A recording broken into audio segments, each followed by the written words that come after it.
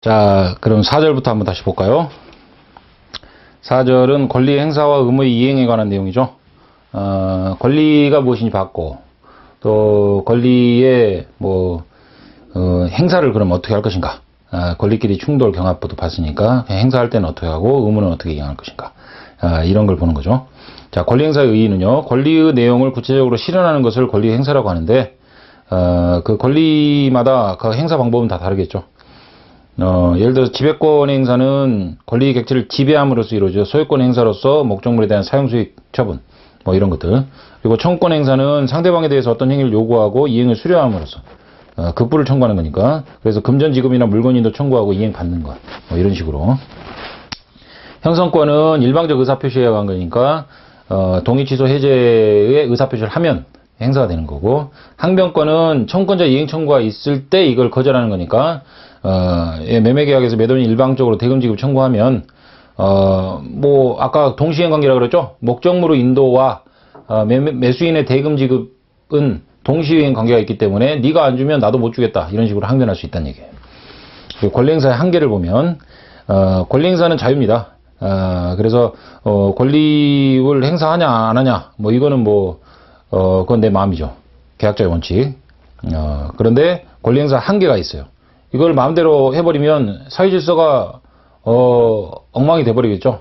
처음에 권리 행사한다고 했다가 나중에는 내 마음이니까 나 이제 안 할래 이런 식으로 해버리면 서로 간에 신뢰가 깨질 거 아닙니까? 그죠? 그래서 어느 정도의 제약이 필요하고 이런 모든 유형들을 유형화할 수는 없어요. 그러니까 일반 원칙으로서 규정을 한 내용이 있으니 그게 신의성실과 권리남용 금지에 관한 내용이에요. 민법 2조에 있는데, 그래서 이제 그거의 근거의 내용은 헌법에 가 있겠죠. 헌법 23조가 재산권에 관한 내용인데요. 거기 권리행사의 한계 의의 부분에 헌법 제23조 2항은 재산권의 행사는 공공복리에 적합하도록 하여야 한다. 그죠? 공공질서나 사회 공공이익에 반하면 안 된다는 얘기예요. 그리고 민법 2조도 이런 정신을 이어받아서 행사의 한계를 정하는데, 권리 행사와 의무의 이행은 신의조차 성실하게 해야 한다. 성실해야 된다. 신의 성실 원칙이죠. 2조 1항. 그리고 권리는 남용하지 못한다. 권리남용 금지 원칙 2조 2항. 이렇게 이제 규정이 되어 있는 거죠. 그래서 신의 성실 원칙이라고 하는 거는 권리자나 의무자는 사회 공동생활의 일원으로서 서로 상대방의 신뢰를 헛되이 하지 않도록 성의를 가지고 행동해야 된다는 원칙.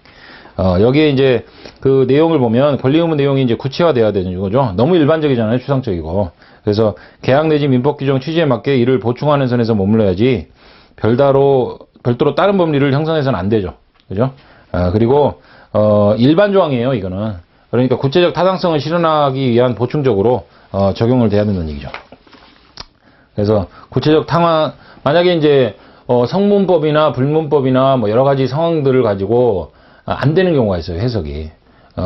법의 흥결이라고 하는데, 그런 부분을 이걸 메워주겠죠. 구체적 타당성을 기하기 위해서. 어떤 게 타당하냐, 사회적으로 타당한가, 이렇게 판단하죠. 그리고 법률의 흥결을 보충하고요. 그죠? 모든 그 상황을 대비해서 법률이 규정될 수 없잖아요. 그리고 모든 사회생활의 변화에 대응해서 법이 따라가지를 못해요. 그러니까 그런 부분을 보호하는 게 신의칙, 조리 이런 식으로. 효과는요, 신의칙에 위반하면 권리남용이 돼서 일반적으로 권리행사 효과가 생기지 않는데, 그렇다 하더라도 권리 자체를 박탈시키는 건 아니라는 거. 이걸 기억하셔야죠. 독일에는 그 사건 박탈법이라는 게 있어요. 그래서 아예 권리를 박탈시켜버리는 게 있는데, 우리나라는 가족법에 있는 친권 박탈을 제외하고는 다른 것들은 그 권리 자체를 박탈하지 않고 제약을 하는 겁니다. 그래서 이 부분은 강행 규정에 위배가 되기 때문에 당사자 주장이 없더라도 법원이 직권으로 판단해가지고 결정할 수 있다는 것. 그래서 신의칙을 이제 조금 더 구체화해 봐야겠죠. 너무 추상적이니까 신의조차 성실하게 이행해야 된다. 너무 추상적이잖아요. 그래서 어느 정도의 그 분류를 시켜놨는데 그게 이제 파생 원칙이에요. 이때 보면 모순행위 금지 원칙, 금반원 법리, 실효의 원칙, 사정 변경 원칙 이런 것들이 있어요. 그래서 그 내용을 좀 알아야죠. 자신의 선행행위와 모순되는 후행행위는 허용되지 않는다는 것. 예를 들면 민법 452조 제1항에 그 양도 통지와 금반원이라는 조문이 있어요. 거기에 내가 채권 양도 통지한 이후에는 그걸 이제 양도인이 또 내용을 바꾸더라도 그 상대방한테 대항하지 못한다. 이렇게 돼 있죠. 그런 것들이 양도통지와 금반원. 금반원이라는 표현이 쓰고 있으니까 이걸 이해하기 위해서라도 아시고, 실효 원칙은요. 권리자가 실제로 권리를 행사할 수 있는 기회가 있었음에도 불구하고 상당한 기간이 경과하도록 권리를 행사하지 아니해서 의무자인 상대방으로서도 이제는 더 이상 권리자가 권리를 행사하지 않을 것이라고 신뢰할 만한 정당한 기대를 가지게 된 다음에 새삼스럽게 그 권리를 행사하는 것이 법질서 전체를 지배하는 신성실 원칙에 위반하는 것. 인정될 때 권리 행사가 허용되지 않는다. 그러니까 어떤 행위를 하겠다 말해놓고 상대방도 그걸 믿었다 이거예요. 상당 기간 동안. 근데 갑자기 뭐 다른 얘기하면은 이거는 효력을 부정하겠다 그런 얘기죠. 사정 변경 원칙. 계약 내용으로 되지는 않았지만 계약의 체결이나 실현을 기초로 된 일정한 사정이 처음부터 존재하지 않거나 모르고 이제 했는데 처음부터 존재하지 않았던 얘기고, 원래는 알았는데 그 이후에 사정이 변경되거나 소멸됐다. 이런 경우에는 어떤 사회정에 적응시키거나 적응이 불가능하면 계약 해소를 허용해야 된다는 원칙이죠. 근데 이거를 쉽게 허용하면 되겠습니까? 계약은 지켜져야 한다는 계약 원칙이 있어요. 근데 그거를 함부로 깨서는 안 되겠죠. 그래서 일반적으로는 인정하지 않아요.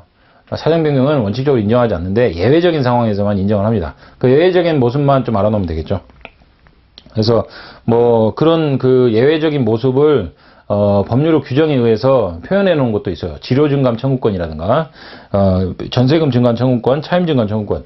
왜냐면은 뭐 지료라든가 전세금은 부동산의 시세가 이제 오르고 뭐 이러면 그대로 유지시킬 수는 없잖아요. 임대인도 뭐 자기가 뭐 잘못한 거 아니잖아요.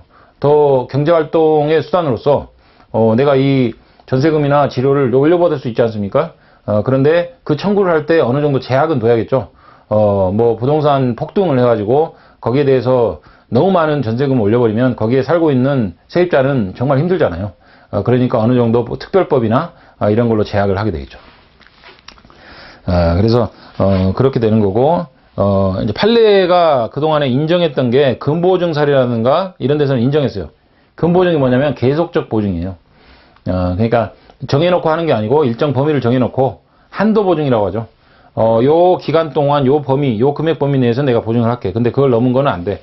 뭐 이런 식으로 근보증을, 장래에 대한 보증을 하는 경우에는 해지권을 인정하죠. 그런데 매매 계약의 경우에 사정 변경에 의한 해지권을 부정했는데 최근에 이제 엄격한 요건 하에 그 가능성을 긍정하고 있거든요. 매매 계약의 경우에도. 그래서 이 부분은 뭐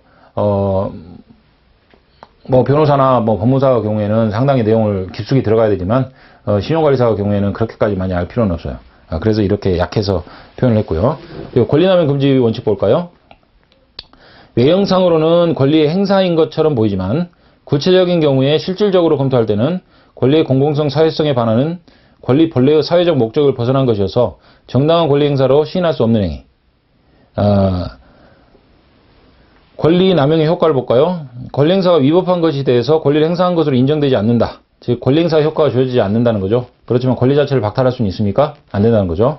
그래서 예외적으로 이제 친권 남용의 경우에는 친권을 박탈하는 게 있지만 원칙적으로는 불법행위에 의한 손해배상 청구 형태로 보존을 해주는 거죠. 그래서 옆에 뭐 이런 부분이 시험에 나왔어요. 옛날에 권리 남용이 인정되면 권리 자체를 박탈한다.